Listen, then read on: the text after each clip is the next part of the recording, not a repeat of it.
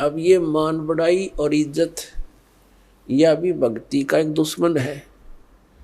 परमात्मा कहते हैं राज तजना सहज है और सहज त्रिया का ने मान बढ़ाई ईर्षा, ये दुर्लभ तजना ये। अरे इनके तजे बिना भगवान नहीं मिला, चाहे कितनी बकवाद कर ले। और पुण्यात्मा यहाँ आपको इसलिए बुलाया जाता है, वैसे तो परमात्मा अपने बच्चों के लिए सब सुविधाएं ही उपलब्ध कराता है, दयालु है वो, मालिक हमारा पिता है। लेकिन फिर भी आपको यहाँ जमीन पर बैठाना, प्रणाम करने के लिए एक विशेष विधान है, जिससे हमारे अंदर का जो मैल है, अभिमान का जो सबसे बड़ा बाधक है भगवान के मार्ग में, यूँ खत्म हो जाएगा। और इसके बिना भगवान निकट नहीं आ सकता। अब जरा सा भी मैल कहीं पर हो, तार के बीच में कनेक्शन ले रखा हो तो लाइट नहीं आएगी। लाइट नहीं आई तो फिर फायदा क्या, वो सारे सांग के जोड़न का। तो पावर प्राप्त करने के लिए, भगवान की शक्ति को अपने पास लाने के लिए, तो हमने ये अहंकार रूपी ये मैल हटाना पड़ेगा। कई कहते हैं कि गुरु जो है ब्रह्मचारी होना चाहिए, तो वो भी उनकी भूल है उन व्यक्तियों की। अपने आत्माओं परमात्मा के विधान से अपरिचित व्यक्ति इस तरह की अटकलबाजी करता रहता है।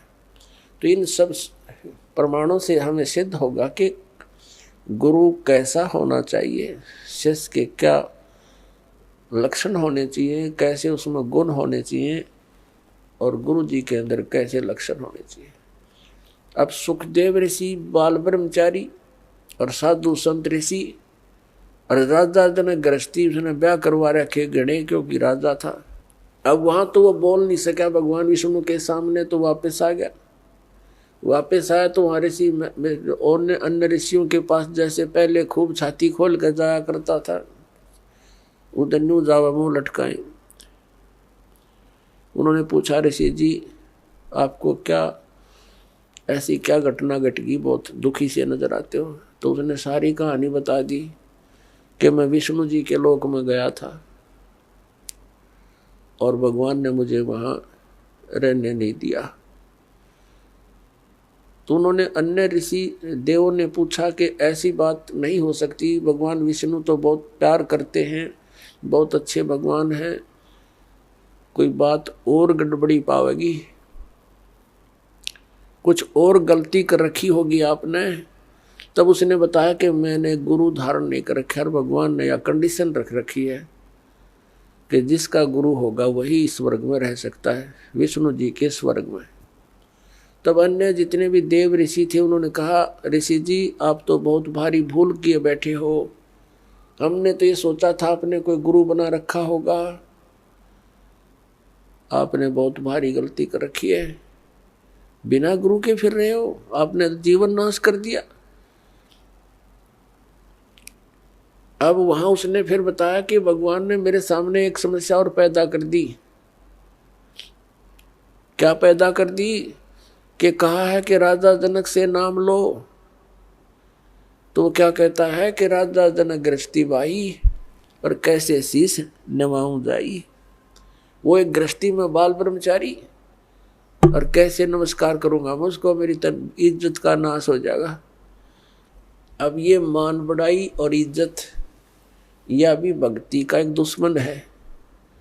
परमात्मा कहते हैं राज तजना सहज है और सहज त्रिया का ने मान बढ़ाई ईर्षा, ये दुर्लभ तजना ये। अरे इनके तजे बिना भगवान नहीं मिला, चाहे कितनी बकवाद कर ले। और पुण्यात्मा यहाँ आपको इसलिए बुलाया जाता है, वैसे तो परमात्मा अपने बच्चों के लिए सब सुविधाएं ही उपलब्ध कराता है, दयालु है वो, मालिक हमारा पिता है। लेकिन फिर भी आपको यहाँ जमीन पर बैठाना, प्रणाम करने के लिए एक विशेष विधान है, जिससे हमारे अंदर का जो मैल है, अभिमान का जो सबसे बड़ा बाधक है भगवान के मार्ग में, यूँ खत्म हो जाएगा। और इसके बिना भगवान निकट नहीं आ सकता। अब जरा सा भी मैल कहीं पर हो, तार के बीच में कनेक्शन ले रखा हो तो लाइट नहीं आवेगी। लाइट नहीं आई तो फिर फायदा क्या, वो सारे सांग के जोड़न का। तो पावर प्राप्त करने के लिए, भगवान की शक्ति को अपने पास लाने के लिए, तो हमने ये अहंकार रूपी ये मैल हटाना पड़ेगा। तो सबने कहा कि ऋषि जी जुल्म कर दिया आपने, तो बहुत गलती कर रखी है। एक आधा होया कर मुंह ठंड सा, वो कहने लगा भक्ति ना कर, गुरु ना बनावेगा ना गधा बनेगा अगले जन्म में। अब उसने जब यह बात सुनी, क्योंकि पुण्यकर्मी प्राणी तो होते ही हैं ये, लेकिन अज्ञान के कारण ये अपने अपने अटकल मारते रहते हैं। जब इनको ज्ञान होता है तो तुरंत त्याग देते हैं उन बकवादों को।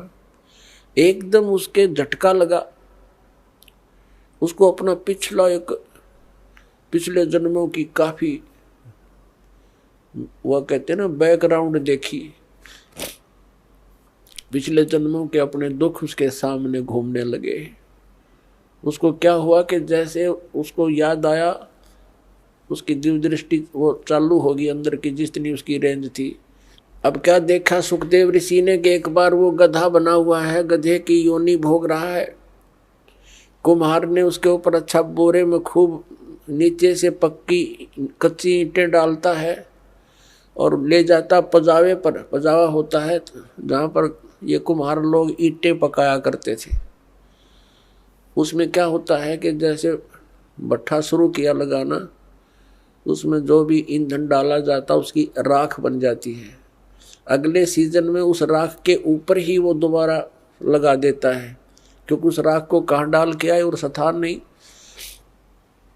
नेक्स्ट सीजन में फिर उसके ऊपर ही लगा देता। वह राख नीचे बनते बनते बहुत बड़ा वो पहाड़ नुमा हो जाता है, फिर उसके ऊपर लगाना शुरू कर देता है। तो उसके ऊपर गधे से नीचे से कच्ची ईंटें ले जाता है ऐसे ऐसे, और वहाँ कच्ची ईंटें उतार देता है। वो उसके थैले से कमर पर लाद रखा होता है, और वहाँ तुरंत पक्की ईंटें भर देता है, और फिर मार कर लठ नीचे तलता कर देता है। यानी नीचे से भी लद्या जा, ऊपर से भी लद्या आवे। कहते हैं मैं अंधा हो गया, 2-3 वर्ष ऐसे कठिन काम भी लिया मेरे से।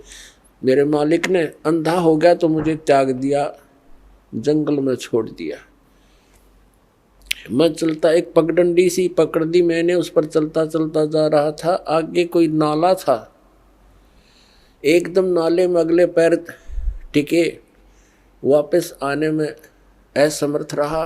आगे जाने की मैं भलाई समझी, छलांग लगाई। वो ऐसा नाला था कि मैं फिट हो गया उसमें। आगे मुंह टेक गया, पीछे तो पीठ हट गई, पैर लटक गए। और उस रास्ते पर इक्का दुक्का कोई व्यक्ति आता था, जंगल में, गांव से दूर था। तो जो व्यक्ति कोई इक्का दुक्का आवे, मुझे निकालने का प्रयत्न नहीं किया, मेरे ऊपर कमर पर पैर रखकर पार हो जा, पुली बना ली मेरी। हफ्ते 10 दिन तक भुगत कर मेरा जीवन पूरा हुआ। अब वो ऋषि कहने लगे, फिर अब क्या देखना चाहता है तू? ये तो हालत जब है जब तूने आंखों देख ली, फिर तू नखरे कर रहा है। तो उसकी जो बुद्धि के सुकरीव ढीले हो रहे थे वो टाइट हो गए 1 मिनट में, और चल पड़ा वहां से। फिर आ गया अपने पिता व्यास जी के पास। जब सुखदेव ऋषि का जन्म हुआ, वो 12 वर्ष तक मां के गर्भ में रहे थे, और उसको मां के गर्भ में इस प्राणी को सब पता होता है कि बाहर जाते बिजली गिरेगी। एकदम क्या होता है, मां के गर्भ में तो इन ब्रह्मा विष्णु महेश, इनमें एक गुण है। ब्रह्मा जी रजगुणी है, रजोगुण है इसके अंदर, और विष्णु जी सतोगुण है, और शंकर जी तमोगुण है। तो इनके गुणों का प्रभाव बाहर आते ही बच्चे पर एकदम असर कर जाता है। इनके बस की, फिर एकदम अचेत हो जाता है, भूल जाता है, कुछ भी याद नहीं रहता, सुन्न हो जाता है। इसको नए सिरे से याद कराया जाता है, ये तेरा पिता है, ये तेरी माता है, ये चाचा, ये ताऊ है, ये सब फिर याद कराया जाता है।